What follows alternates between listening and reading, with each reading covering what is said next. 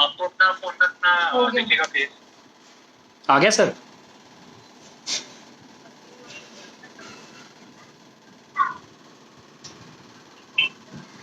Hello, पहले मैं check कर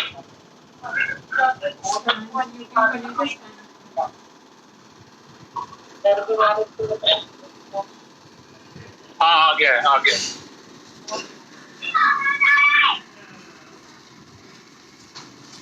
am I live?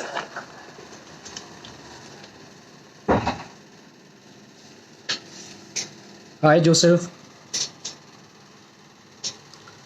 Sorry friends for the delay. Actually, there was some problem with my laptop. So, how's everyone? कैसे चल रहा है lockdown? Hi Vivek. Hi Nishant. Hi Mahendra. So, we have already wasted a lot of time. So, let's start with the session. So, friends, this is a live session which is brought by the CuroChat session, that is by the Click to Clinic Home Healthcare. I am Dr. Abhishek Singla. I am a critical care and the elder care specialist. I am the co-founder of HomeDoc, where we provide the best medical care at home for the elder patients. So, friends, आज मेरा topic live discussion है on stroke. Hello friends, hello Akanksha.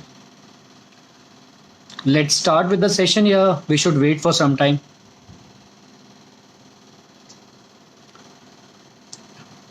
Everyone can hear me?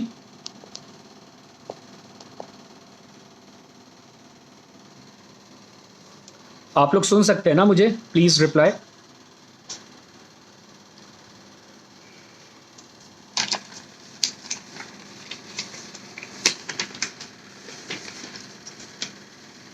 Sure, we can wait. So people, आप लोग का lockdown कैसा चल रहा है? Hope it's going fine. Everyone is healthy and happy. हम सब यही सोच रहे हैं ना 2020 इस कैसा साल निकल गया है. Let's hope this coronavirus gets over as early as possible and everyone can go back to their work. So, जो मैं स्ट्रोक के बारे में आज डिस्कस करूँगा, it will be a basic session. ठीक है. मुझे पता चला है कि इसमें कई nursing staffs and care givers हैं जो कि स्ट्रोक के बारे में जानना चाहते हैं, तो उनके लिए मैं बहुत एक बेसिक सा डिस्कशन करूँगा. इसमें हाफ पार्ट वुड बी जो हम हॉस्पिटल में ट्रीटमेंट करते हैं for a stroke patient, and little bit I will discuss कि हम होम में, घर पे हम कैसे स्ट्रोक पेशेंट्स की केयर कर सकते हैं ताकि we want a fast recovery for those patients.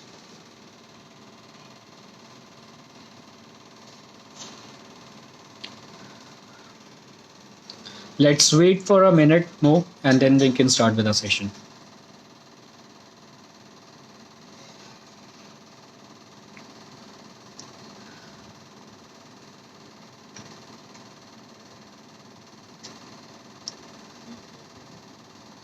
Hi Abhishek.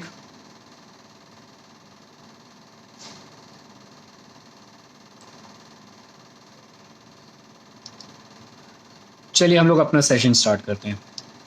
So, what is stroke?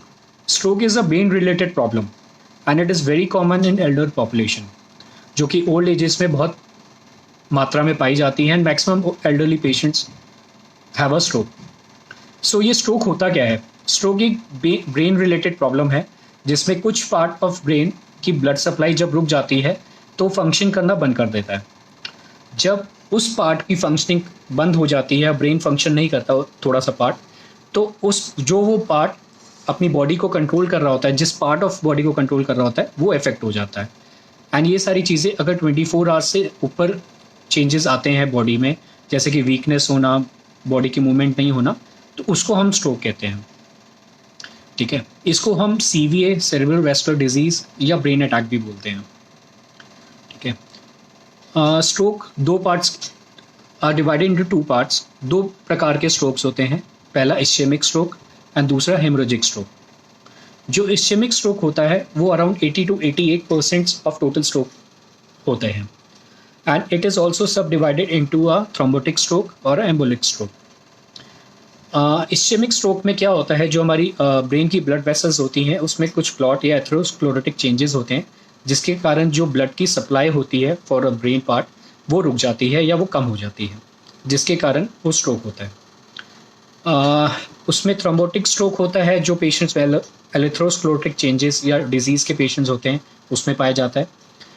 Embolic stroke जो होता है वो नॉर्मली जो क्लॉट्स होते हैं हमारे हार्ट में वो कई बार एज अ शावर चले जाते हैं, जो कि वेसल्स होती हैं ब्रेन की, जिसके कारण वो हम उनको एम्बोलिक स्ट्रोक बोलते हैं। सेकेंड जो होता है वो हेमोरेजिक स्ट्रोक होता है, जो कि around 10 to 20% of total strokes में आता है। It is also divided into two सब पार्ट्स। एक होता है इंट्रासेलुलर हेमरेज, जिसमें हमारी ब्लड वेसल्स, जो हमारी ब्रेन की ब्लड वेसल्स हो जाती हैं वो बर्स्ट हो जाती हैं, जिसके कारण ब्लीडिंग हो जाती है हमारे ब्रेन के अंदर।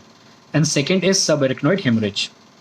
सब एरेक्नॉइड हेमरेज जो होता है वो around 20% of total intra haemorrhagic strokes में आता है, एंड जो इंट्रासेलुलर हेमरेज होता है वो अराउंड 80% ऑफ हेमरेजिक स्ट्रोक में आता है। ठीक है। अच्छा, एक ट्रांजिट इस्चेमिक अटैक आपने टर्म सुना होगा।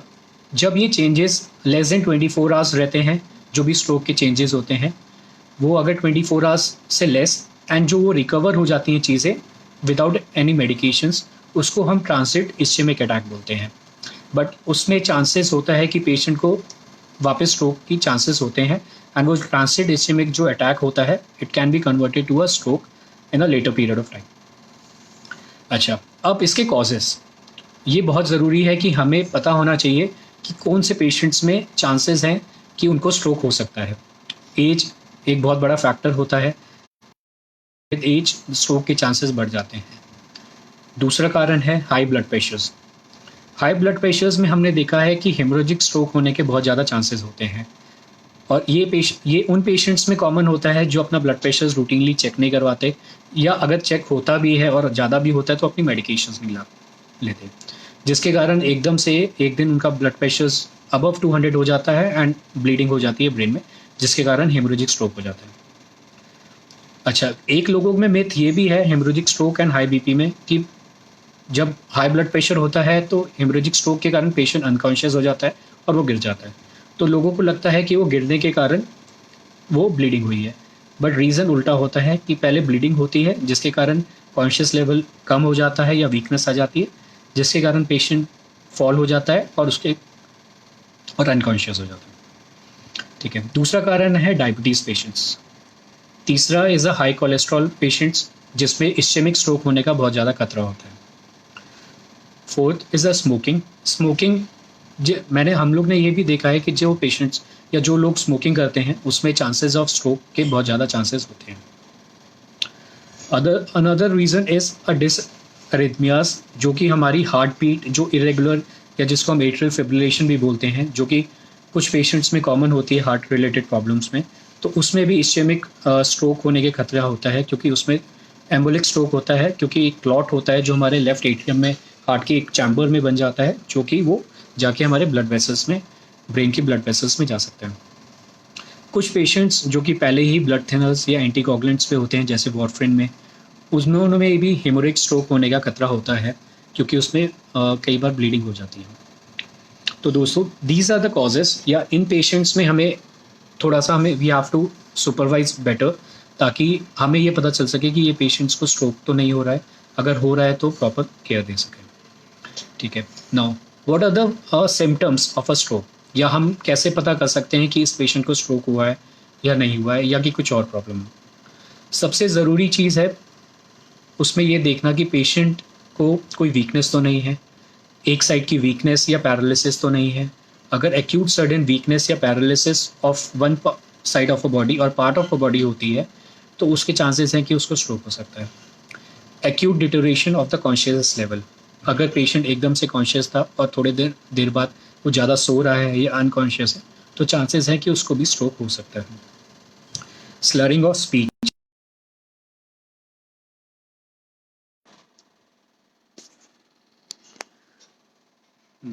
स्लरिंग ऑफ स्पीच, जब हाँ, स्लरिंग ऑफ स्पीच। इसमें क्या होता है, जब हड़खड़ाहट आ जाती है जीभ में, जब पेशेंट का जो वर्बल या प्रोनाउंसिएशंस है वो प्रॉपर नहीं होता, तब उस चांसेस में स्ट्रोक हो सकता है। या पेशेंट स्ट्रेट खड़ा नहीं हो सकता या सीधा चल नहीं सकता, स्वेइंग करता है। There can be a blurring of vision, आंखों में धुंधलापन आना, ठीक है। ये नॉर्मली हमारे इस्चेमिक स्ट्रोक में पाए जाते हैं। हेमोरेजिक स्ट्रोक में नॉर्मली जो पेशेंट कंप्लेंट करता है वो हेडेक और वॉमिटिंग की कंप्लेंट करता है, ठीक है। उससे हमें थोड़ा सा आइडिया लग जाता है कि ये इस्चेमिक स्ट्रोक है या हेमोरेजिक स्ट्रोक है।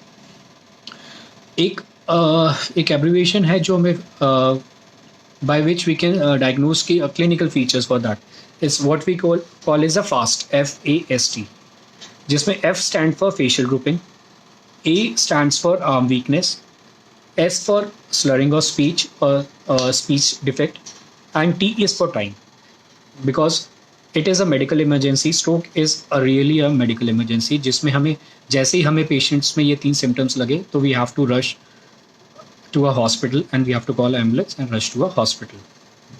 Okay. Now, how we have to diagnose? It is a very important part, क्योंकि हम सबको पता है कि स्ट्रोक में एक टाइम इज़ वेरी इंपॉर्टेंट, क्योंकि हर सेकेंड्स हमारे ब्रेन्स के न्यूरॉन्स को इफेक्ट करता है और उनकी जो डेथ का रेट होता है वो बढ़ता है विद टाइम। तो टाइम इज़ वेरी इंपॉर्टेंट, और हमें जैसे ही हमें लगे कि पेशेंट को कुछ सिम्टम्स आ रहे हैं या पेशेंट इज़ अनईजीनेस, तो we have to rush to a hospital, ठीक है। First is a clinical history, that is the most important for the diagnosis of a stroke. Patient अगर कॉन्शियस है या अपनी हिस्ट्री खुद दे सकता है तो वो, नहीं तो अदरवाइज़ जो रिलेटिव्स जो उनके साथ थे या उनको पता है कि पेशेंट को क्या सिम्टम्स हैं, तो वो प्रॉपरली एक हिस्ट्री देते हैं, ताकि जो डॉक्टर हैं उनको थोड़ा सा आइडिया लग सके कि it can be a stroke, या फिर वो डिफरेंशियल डायग्नोसिस बना सकें, ठीक है। आफ्टर अ क्लिनिकल हिस्ट्री, जो the most important investigations for a stroke patients are the CT scans and the MRI। Normally CT scans में हमें हेमोरेजिक स्ट्रोक के बारे में ज़्यादा पता चलता है, and it is a 100% sensitive test for a haemorrhagic stroke, that is a bleeding. क्योंकि इस्चेमिक स्ट्रोक, जो भी इस्चेमिक स्ट्रोक होता है वो CT स्कैन में इनिशियली टू फर्स्ट डे और सेकेंड डे वो इतना विजुलाइज नहीं होता है, बट ब्लीडिंग जो होती है वो हमारे CT स्कैन्स में फर्स्ट डे ही पता चल जाता है। And for ischaemic stroke the most sensitive test is a MRI। वो हमें इनिशियली भी हमारे MRIs में, स्कैनिंग्स में हमें पता चल जाता है कि it can be a ischaemic stroke, जो कि with time we have to repeat it so that we can visualise कि वो इंक्रीज हो रहा है या नहीं हो रहा। Other test is a 2D echography. जैसे मैंने आपको पहले भी बताया है कि जब हमारी हार्ट बीट इरेगुलर होती है तो एक क्लॉट फॉर्मेशन का डर होता है, जो कि हमारे हार्ट के चैम्बर में बनता है, और वो क्लॉट हमारे ब्रेन की वेसल्स में जाने का डर होता है। तो हमें इकोग्राफी में हमें वो पता चल जाता है कि ब्रेन के किसी चैम्बर में क्लॉट तो नहीं है, मेनली अ लेफ्ट एट्रियम चैम्बर। कुछ ब्लड इन्वेस्टिगेशंस होती हैं, जैसे कि कोगुलेशन प्रोफाइल, प्लेटलेट्स, जिससे हमें ये देखना होता है कि प्लेटलेट्स कम तो नहीं है, कोगुलेशन प्रोफाइल INR बढ़ा तो नहीं हुआ है, जिसके कारण ब्लीडिंग के चांसेस बढ़ जाते हैं। तो ये कुछ टेस्ट हैं जिससे and along with the clinical history, जो मैंने आपको पहले बताया कि क्लिनिकल हिस्ट्री बहुत ज़रूरी है to differentiate other problems with a stroke, and along with these a CT, MRI and all this. Okay, after investigations, अगर हम confirm कर लेते हैं कि it is a stroke, now what is the treatment? And this treatment what I'm telling is a hospital treatment, what we are giving a treatment in the hospital, ठीक है। तो first we have to maintain a ABC, जो हम याद करते हैं ABC, जो हमें किसी भी मेडिकल प्रॉब्लम में फर्स्ट वी हैव टू सी कि पेशेंट का ABC स्टेबल है या नहीं। A is for the airway, B is for the breathing and C is for the circulation. Airway में ये होता है कि हमें ये देखना होता है कि पेशेंट अपना एयरवे प्रोटेक्ट कर सकता है कि नहीं।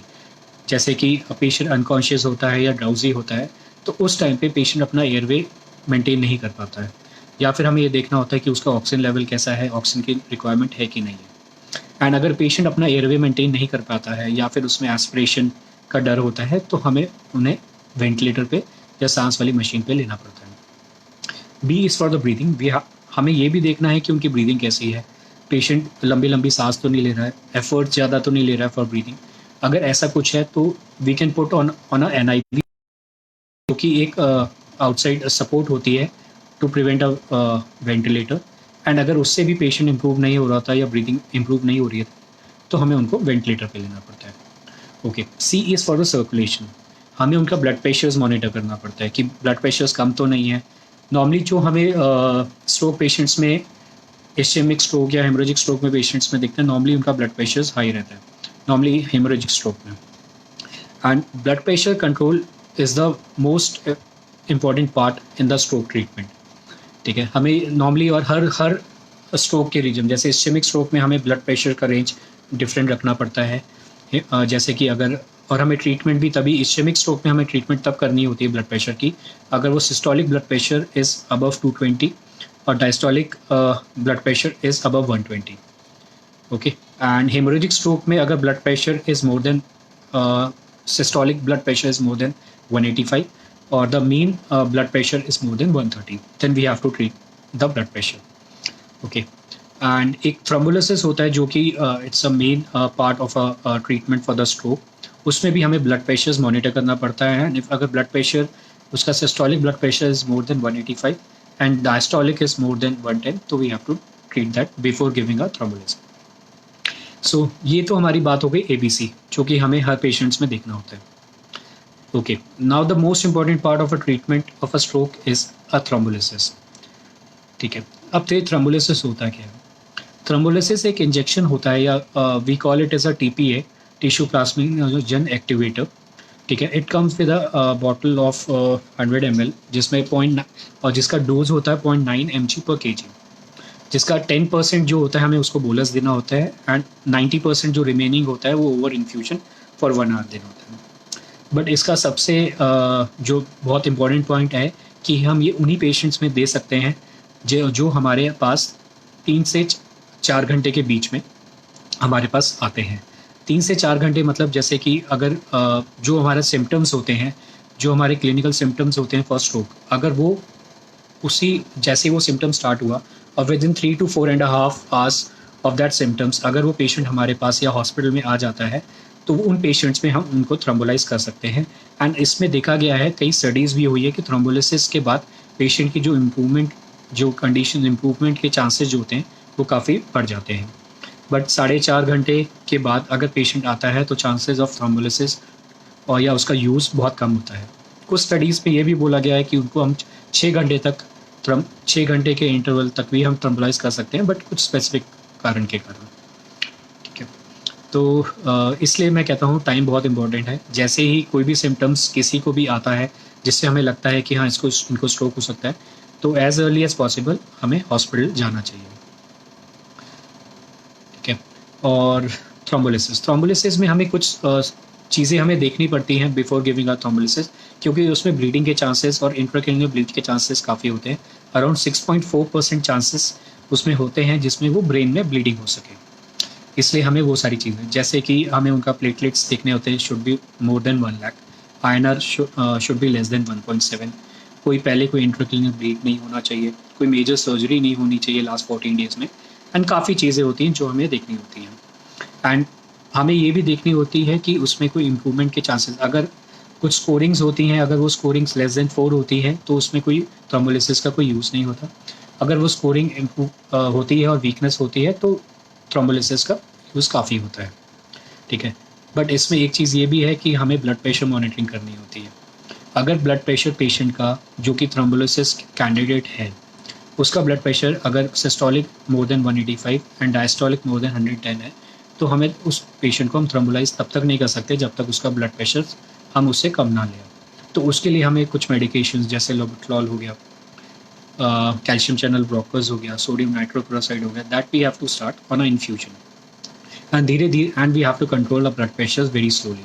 तो जैसे ही हमारा ब्लड प्रेशर कंट्रोल हो जाता है तो we can give a thrombolysis agent. अच्छा, तो अब जैसे अगर हमने पेशेंट को बताया कि थ्रोम्बोलाइसिस में इंट्राक्रैनियल ब्लीड के चांसेस का, तो उस चीज़ में हमें ये देखना होता है कि पेशेंट का सेंसोरियम हमें कंटिन्यूसली वॉच करना होता है, ब्लड प्रेशर मॉनिटरिंग करनी होती है. अगर हमें लगे पेशेंट का कॉन्शियसनेस लेवल डिप हो रहा है या पेशेंट को हेडेक की कंप्लेंट कर रहा है या कोई वॉमिटिंग की कंप्लेंट कर रहा है तो उसी टाइम हमें वो इन्फ्यूजन स्टॉप करके हमें पेशेंट को CT स्कैन करवाना होता है. एंड अगर उस CT स्कैन में अगर हमें कोई ब्लीडिंग नहीं दिखाई देती है या कोई ऐसा कुछ चेंजेस नहीं लगते तो हम वापस ICU में लेके पेशेंट को थ्रोम्बोलाइज जो इन्फ्यूजन चल रहा था वो हम रीस्टार्ट कर सकते हैं। हमें उस नेक्स्ट 24 आवर्स में कोई हमें उसको प्रिक नहीं करना होता है, कोई नीडल नहीं लगानी होती, कोई फोलियस कैथेटर नहीं डालना होता। जो भी चीज़ें हमें करनी होती है पहले थ्रोम्बोलाइज के पहले करनी होती है। और इसमें ब्लड प्रेशर मॉनिटरिंग, जैसे मैं आपको हर बार भी बता रहा हूँ, बहुत ज़रूरी है। इसलिए पहले 2 घंटे हर 15 मिनट्स में हमें ब्लड प्रेशर मॉनिटरिंग करनी होती है। फिर उसके बाद नेक्स्ट 6 आवर्स में हमें 30 मिनट्स में करनी होती है। उसके बाद हम 2 घंटे में ब्लड प्रेशर मॉनिटरिंग करके for next 24 hours we have to monitor. And उस 24 घंटे के बाद अगर पेशेंट को कोई दिक्कत या कुछ नहीं होती है तो हमें एक रिपीट स्कैन करवाना होता है, जिससे हम ये देख सके कोई ब्लीडिंग के चांसेस तो नहीं है। सो दोस्तों, thrombolysis is very useful treatment in a stroke, but patient वही है कि 3 से 4.5 घंटे के अंदर अंदर वो पेशेंट हॉस्पिटल में आ जाना चाहिए एंड वो डायग्नोस हो जाना चाहिए कि it is a ischaemic stroke. Haemorrhagic stroke में हम थ्रोम्बोलाइज नहीं करते हैं, ठीक है। और treatment are the anti platelets and anticoagulants. Anti platelets जैसे कि Ecosprin, clopidogrel, that we have to start. जिस पेशेंट्स में हम थ्रोम्बोलाइज करते हैं उनमें हम 24 घंटे के बाद वो एजेंट्स यूज़ करते हैं। एंड जिस पे हम थ्रोम्बोलाइज नहीं करते हैं या जो patient window period, what we call is a window period to thrombolyse, अगर वो विंडो पीरियड के बाद आते हैं तो उसमें हम उनको एंटी प्लेटलेट्स चालू कर देते हैं, जैसे कि इकोस्प्रिन एंड क्लोपिडा। एंटीकोगुलेंट्स का बहुत जो कि स्टडीज़ आई हैं उसमें बहुत सफिशिएंट रोल हमने स्ट्रोक का नहीं देखा है, बट उनका रोल जो है वो डीवीटी प्रोफिलैक्सिस में बहुत ज़्यादा काम आता है। क्योंकि नॉर्मली हमने देखा है कि स्ट्रोक पेशेंट्स जो होते हैं वो लंबे टाइम तक बेड रिडन होते हैं एंड उसमें डीवीटी फॉर्मेशंस के काफ़ी चांसेस होते हैं, जिसके लिए हम डीवीटी प्रिवेंशन के लिए हम उनमें एंटीकोगुलेंट चालू करते हैं, ठीक है। और भी कई छोटी छोटी थेरेपीज़ हैं, जैसे हेमोरेजिक स्ट्रोक में व्हाट आर द ट्रीटमेंट्स। उसमें हमें normally we don't start with thrombolysis, we don't start with antiplatelets, anticoagulant therapy. उसमें we have to wait and watch for the patient. अगर patient की condition deteriorate होती है या उसमें bleeding बढ़ रही होती है या जो अंदर ब्रेन के अंदर हेमेटोमा होता है उसका साइज़ बढ़ रहा होता है, जिसके कारण आपका इंट्राक्रैनियल प्रेशर बढ़ रहा होता है, तो we have to go for the surgery. उसमें the surgery is the treatment, ताकि वो चीज़ें और कॉम्प्लिकेट ना हो। तो these are the mainly the treatments what we can give in a stroke patients, ठीक है। Now what are the complications कि हमें जैसे हमने देखा है कि जो स्ट्रोक के पेशेंट्स होते हैं या हेमोरेजिक स्ट्रोक या इस्चेमिक स्ट्रोक के पेशेंट्स होते हैं उसमें कुछ ना कुछ कॉम्प्लिकेशंस ज़रूर आते हैं। तो जो फोरमोस्ट कॉम्प्लिकेशन जो होता है जो स्ट्रोक पेशेंट्स में आता है वो होता है सेरेब्रल एडीमा। सेरेब्रल एडीमा होता क्या है? वो एक सूजन होती है जो कि ब्रेन में आ जाती है बिकॉज ऑफ द स्ट्रोक के पास वाले एरिया में या हेमोरेजिक स्ट्रोक में। नॉर्मली ये 24 से 48 घंटे में शुरू होती है एंड जो पीक टाइम होता है वो अराउंड 3 to 5 डेज़ होता है। एंड इसके कारण डेथ्स काफ़ी ज़्यादा होती हैं स्ट्रोक पेशेंट्स में। दूसरा कॉम्प्लिकेशंस है haemorrhagic transformation of a stroke. जैसे कि हम कई बार देखा गया है कि इस्चेमिक स्ट्रोक के पेशेंट्स होते हैं वो कुछ टाइम पे उनका कॉन्शियसनेस लेवल टिप हो जाता है या हेडेक की कंप्लेंट करने लग जाते हैं। उसमें फिर अगर हम रिपीट सीटी स्कैन करवाते हैं तो उसमें ये देखते हैं कि उसमें थोड़ा सा ब्लीडिंग भी हुई है, जो हम हेमोरेजिक ट्रांसफॉर्मेशन कहते हैं। तीसरा कॉम्प्लिकेशन है सीजर्स। नॉर्मली हमने देखा है कि सीजर्स बहुत ज़्यादा कॉमन होते नहीं है स्ट्रोक के पेशेंट्स में। एंड स्ट्रोक जो सीजर्स होते हैं that is divided into a phase 1 and phase 2। Normally पहले 1-2 हफ्ते के अंदर जो सीजर्स आते हैं उसको हम फेज़ 1 बोलते हैं। एंड जो आफ्टर 2 वीक्स आते हैं उनके लिए हमें लंबी ट्रीटमेंट देनी पड़ती है for the seizures. Normally stroke के पेशेंट्स में हमें एम्पेरिकली सीजर्स की मेडिसिन नहीं चालू करनी होती है। ओके, सो ये हमारी जो ट्रीटमेंट थी स्ट्रोक के बारे में या स्ट्रोक रिलेटेड प्रॉब्लम्स के बारे में, वो थी जो हम हॉस्पिटल में ये ट्रीटमेंट दे रहे हैं। अब जो हमारा रोल आता है जैसे कि क्यूर चॉट, जो कि आपके होम हेल्थ केयर प्रोवाइडर्स हैं या होम डॉक हैं, जो हम लोग घरों पे जाके patients, elderly patients, stroke patients treat करते हैं। जो हमें प्रॉब्लम्स फेस होती है या जिस पे हमें ट्रीटमेंट करनी होती है या होम ट्रीटमेंट करनी होती है, अब मैं उसके बारे में आपको बताऊंगा, जो कि केयर गिवर्स को काफ़ी यूज़फुल रहेगी, ठीक है। तो नॉर्मली जो स्ट्रोक पेशेंट्स होते हैं वो नॉर्मली हमें ये होता है कि उनमें वीकनेस काफ़ी होती है, एक साइड पैरालिसिस भी होता है कई पेशेंट्स में, तो वो बेड रिडन होते हैं। कईयों को राइल्स ट्यूब डली होती है, कोई पेशेंट ट्रेकियोस्टमी में भी होते हैं क्योंकि वो अपना एयरवे पेटेंट नहीं रख सकते, ठीक है। बेड रिडन होते हैं, फोलीज कैथेटर होता है क्योंकि वो सेल्फ वाइडिंग नहीं होते या फिर आप बता नहीं सकते कि उनको यूरिन पास करना है। तो ये चीज़ें होती हैं जो हॉस्पिटल्स के बाद हमारे घर पे हमें सेटअप करना होता है, ठीक है। तो उसमें जो चीज़ें हमें देखनी होती हैं और बहुत ज़रूरी हैं वो चीज़ें देखनी, क्योंकि जो कि मैंने देखा है, जो कि आई हैव नोटिस कि जो आपकी ट्रीटमेंट या आपकी एग्रेसिव ट्रीटमेंट जो फर्स्ट 3 मंथ्स होती है after discharge of a patient, the recovery is very fast and very good अगर हम वो 3 महीने पहले 3 महीने मेहनत कर लें, क्योंकि उसके बाद रिकवरी बहुत स्लो या फिर निल हो जाती है। तो इसलिए हमारे एफर्ट्स जो होते हैं वो काफ़ी हार्ड होने चाहिए और first 3 months it will be a very aggressive. Okay, तो फर्स्ट जो चीज़ हमें देखी है कि हाउ वी हैव टू है कि हमें निमोनिया प्रिवेंट करना होता है।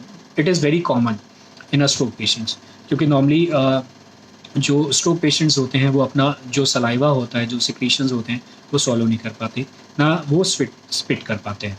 तो इसलिए वो क्या होता है कि वो थोड़ा बहुत तो उनके स्टमक में, फूड पाइप में जाता है, थोड़ा बहुत उनके विंड पाइप में जाके वो लंग्स में चला जाता है, जिसके कारण वो उसमें एस्पिरेशन निमोनिया जो हम कहते हैं वो बनने के चांसेस हो जाते हैं। तो उसको हम कैसे बचा सकते हैं, या उसको जो केयर गिवर्स हैं हम उनको कैसे प्रिवेंट कर सकते हैं ताकि इस पेशेंट को निमोनिया ना हो।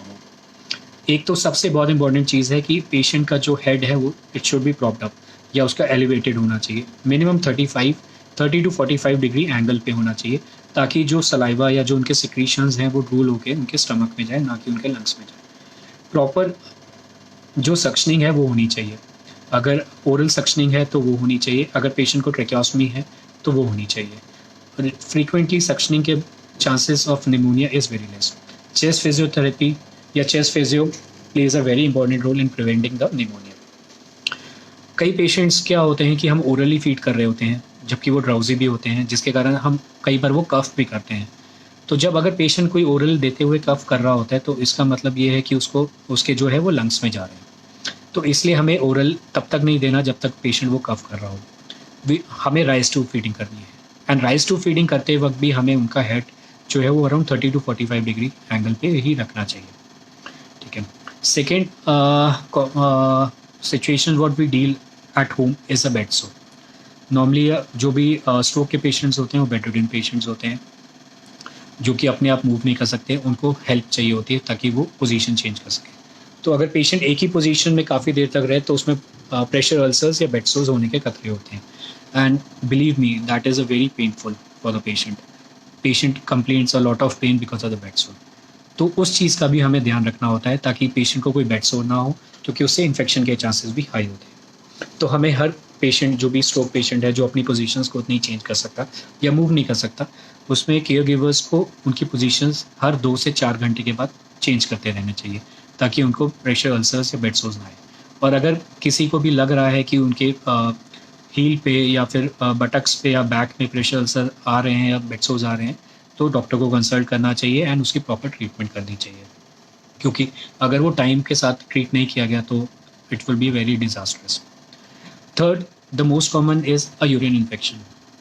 नॉर्मली स्ट्रोक पेशेंट जो कि बेड रिडन होते हैं वो अपने आप यूरिन पास नहीं कर पाते, या वो नहीं बता सकते कि उनको यूरिन करना है, तो जिसके कारण या तो वो डाइपर्स में होते हैं या उनको यूरिन कैथेटर डला होता है, and both are the chances for having a urine infection. तो नॉर्मली अगर हम पेशेंट में डाइपर यूज़ कर रहे हैं तो हमें फ्रीक्वेंटली वो डाइपर्स चेंज करते रहना चाहिए। हमें देखते रहना चाहिए कि जैसे ही पेशेंट का डाइपर गीला हो गया तो we have to change that. And अगर फोलीज कैथेटर है तो हमें फ्रीक्वेंटली उसको प्रॉपर हाइजीन वे से मेंटेन करना चाहिए, एंड टाइम टू टाइम उसको चेंज करते रहना चाहिए इन अ प्रॉपर हाइजीन मेथड, जिससे हम यूरिन इन्फेक्शन प्रिवेंट कर सकते हैं। और आपके जो होते हैं कि इसमें एक फिजियोथेरेपी का बहुत बड़ा रोल होता है, जो कि हमें होम थेरेपी में, जो मैं अपने पेशेंट्स में काफ़ी ज़्यादा एडवाइस करता हूँ पेशेंट्स को या पेशेंट्स के रिलेटिव्स को। Actually the problem in India is ये कि अगर उनको ये लगता है, फैमिलीज़ को ये लगता है कि एक बार वो घर पे आ गए तो पूरी तरह ठीक हो गए, एंड वो धीरे धीरे अपने आप ठीक हो गए। बट जब तक हम अपना एफर्ट्स नहीं देंगे, जो कि केयर गिवर्स हैं, जब तक हम लोग अपना एफर्ट्स नहीं देंगे, पेशेंट ठीक नहीं होंगे। तो इसमें फिजियोथेरेपी का बहुत बड़ा रोल होता है, जैसे कि मूवमेंट्स करवाना, कॉन्ट्रैक्चर्स ना होए। चेस्ट फिजियोथेरेपी का बहुत अच्छा रोल होता है इसमें, कि ताकि वो सिक्रीशंस जो हैं वो लंग्स में ना जमा होके वो बाहर आते रहें, एंड कोई भी कॉन्ट्रैक्चर्स ना हो, हैंड मूवमेंट, लिम्ब मूवमेंट्स वो प्रॉपरली हो, कोई मसल्स हैं वो स्टिफ ना हो, एंड उसमें रिहैब के भी बहुत चांसेस होते हैं। अदर जो है वो ऑक्यूपेशनल थेरेपिस्ट है। ऑक्यूपेशनल थेरेपिस्ट का भी बहुत बड़ा रोल होता है ताकि वो उनको अपने जो नॉर्मल रूटीन वर्क है वो उनको करवाते रहें, उनको बताते रहें कि this you have to do, ऐसे करना है, और वो करवाते रहें।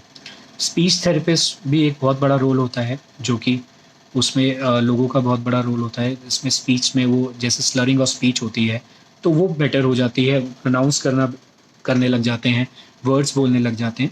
तो ये छोटी छोटी चीज़ें हैं जिससे कि हम अपने स्ट्रोक के जो पेशेंट्स हैं उनको हम घर पे प्रॉपरली केयर कर सकें, एंड उनको एक लेवल, एक, मैं बोलता हूँ कि एक उनकी एक आइडेंटिटी बना सके ताकि वो अपना ध्यान या अपना केयर वो खुद कर सकें।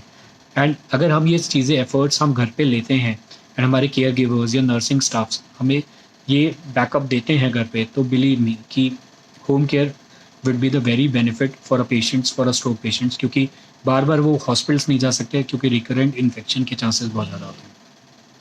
सो फ्रेंड्स, ये मेरा था स्ट्रोक के बारे में discussion. Now I am open for the question to answer it. Hi Ravi, any questions?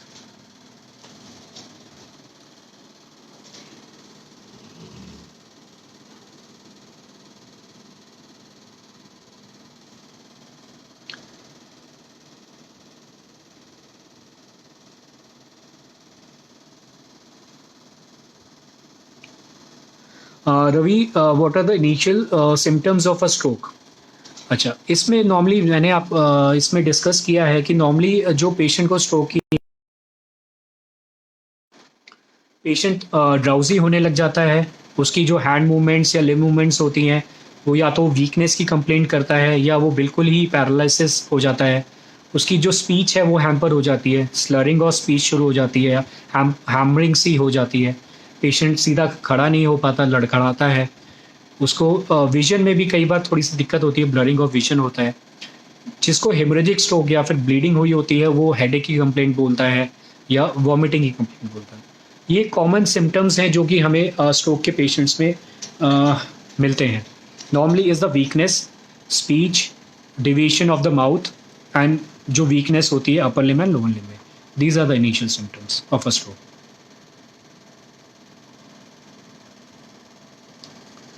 Any more questions?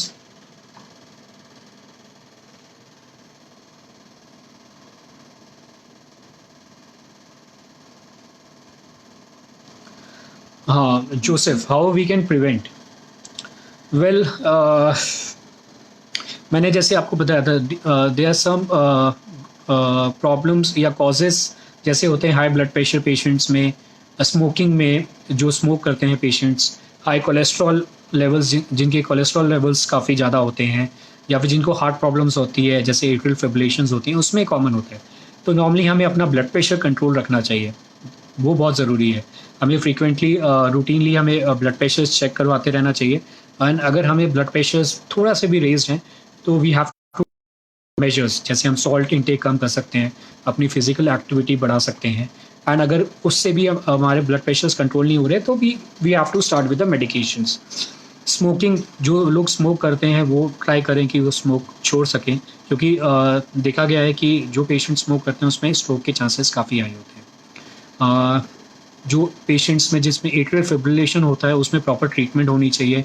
Heart beat या हार्ट रेट जो होता है वो एक रेगुलर रेट में आ जाना चाहिए, एंड जो कंट्रोल रेट में आना चाहिए, जिसके कारण जो क्लॉट फॉर्मेशन हार्ट चैम्बर्स में होता है वो नहीं होता है, एंड उसके कारण जो हमारा एम्बोलिक स्ट्रोक होता है उसके प्रिवेंशन, उसके काफ़ी चांसेस कम हो जाते हैं।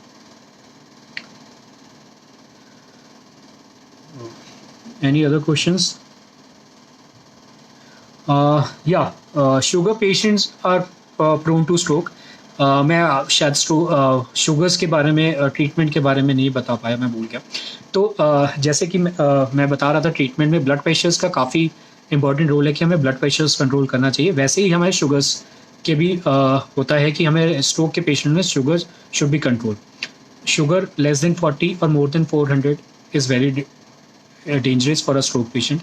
इसलिए कोई भी स्ट्रोक पेशेंट हो उसमें हमें शुगर्स एग्रेसिवली करेक्ट करनी चाहिए, एंड इट शुड बी जो नॉर्मली कहते हैं 150 to 180 से बिलो होनी चाहिए, बट 200 से below would be a better option, ताकि उनको हाइपोग्लाइसेमिक ना हो. अगर वो शुगर्स कंट्रोल नहीं हो रही है तो we have to give up patient insulin. तो वो चीज़ें बहुत ज़रूरी हैं. जैसे कि हमें बीपी कंट्रोल करते हैं, वैसे ही हमें शुगर्स भी कंट्रोल करनी चाहिए फॉर अ स्ट्रोक पेशेंट्स.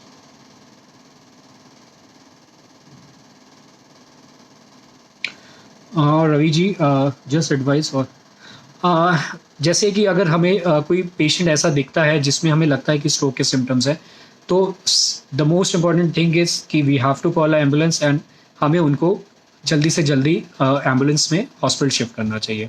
क्योंकि देखिए चीज़ क्या है कि स्ट्रोक के पेशेंट्स में जो मैंने आपको पहले भी बताया कि टाइम इज़ वेरी इंपॉर्टेंट. क्योंकि with every minute every seconds जो हमारे न्यूरॉन्स होते हैं, ब्रेन के सेल्स जो होते हैं, वो डैमेज होने लग जाते हैं, एंड विद टाइम वो बढ़ते रहते हैं. एंड जो थ्रोम्बोलिसिस होता है, जो एक बहुत इंपॉर्टेंट एंड बहुत स्पेसिफिक ट्रीटमेंट है स्ट्रोक के पेशेंट्स में, इस्चेमिक स्ट्रोक के बारे में, तो उसमें जो उसका रोल होता है वो 3 to 4.5 आवर्स के ही बीच में होता है. तो जितनी जल्दी वो जो पेशेंट है, वो स्ट्रोक का पेशेंट या फिर कोई भी सिम्टम्स हो, हमें लग रहा है कि वो स्ट्रोक है, तो हमें उनको हॉस्पिटल लेके जाना चाहिए. एंड अगर वो स्ट्रोक है तो हमें उनको थ्रोम्बोलाइज करके, and the chances of recovery is very high after the thrombolysis. Pooja, अगर स्ट्रोक पेशेंट जो होता है, अगर वो फिजिकली पूरा फिट है, अब if he can do his routine work, he can walk, he can do, तो आई थिंक सो जो फिजिकल एक्टिविटी लाइक जिम और रनिंग होता है, वो एक लेवल से, एक मिनिमम लेवल से ही कैन स्टार्ट. ऐसा कुछ भी नहीं है कि वो पर्सन आगे जाके जिम नहीं कर सकता या रनिंग नहीं कर सकता. जस्ट अगर वो पेशेंट एफर्ट्स ले रहा है, या वो ही वॉन्ट्स टू डू इट या she wants to do it, तो वो कर सकता है. बट वो एक लेवल से होता है कि वो आप मिनिमम लेवल से स्टार्ट कीजिए, and slowly you have to increase that level. A person can do that, is no problem.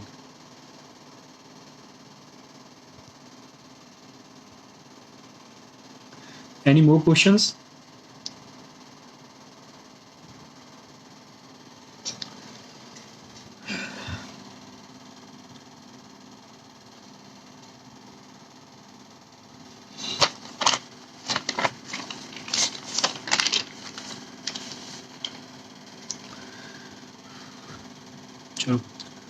So this was all from my side. I hope so कि सबको समझ में आया होगा. एंड जो मैंने चीज़ें बताई हैं, जो कि what we can provide at home is, इसलिए आजकल होम केयर, जो हेल्थ केयर एट, काफ़ी कंपनीज आ गई हैं जो होम केयर्स प्रोवाइड कर रही हैं घर पे. उसमें बहुत ज़्यादा इंपॉर्टेंट, एंड काफ़ी पेशेंट उनके स्ट्रोक के पेशेंट्स होते हैं. तो वी हैव टू सी कि ये जो चीज़ें हैं, we are taking care of that, ताकि जो इम्प्रूवमेंट के चांसेस या रिकवरी के चांसेस हैं वो काफ़ी फास्ट हो सके. चलिए, thank you sir, and hope we will meet you soon. So CuroChat will bring you again your doorstep another topic of a wellness care. So thank. Oh, there's a question from Pooja. नहीं पूजा, ऐसा कुछ नहीं है कि you have a migraine and sinus problem तो आपको stroke के chances ज़्यादा होते हैं. ऐसा कुछ भी नहीं है. Migraine and sinus problems are different. Stroke problems, stroke is a different है. उसमें मैंने जैसे आपको बताया है कि चांस, अगर आपका ब्लड प्रेशर ज़्यादा है, डायबिटिक, आप डायबिटिक हो या स्मोकर हो, ठीक है, या कोलेस्ट्रॉल, आपके कोलेस्ट्रॉल लेवल्स ज़्यादा हैं. नॉर्मली आप, अगर आप फिजिकल एक्टिविटी अच्छे से रखते हो, आपके ब्लड प्रेशर्स कंट्रोल होते हैं, शुगर्स अच्छे से, शुगर्स लेवल कंट्रोल होते हैं, तो chances of having a stroke is very less. If a person is active even in the elderly age, the chances of stroke for them is very less. चलिए, thank you friends, it was nice a live session, and this, it was good to discuss with you. Thank you.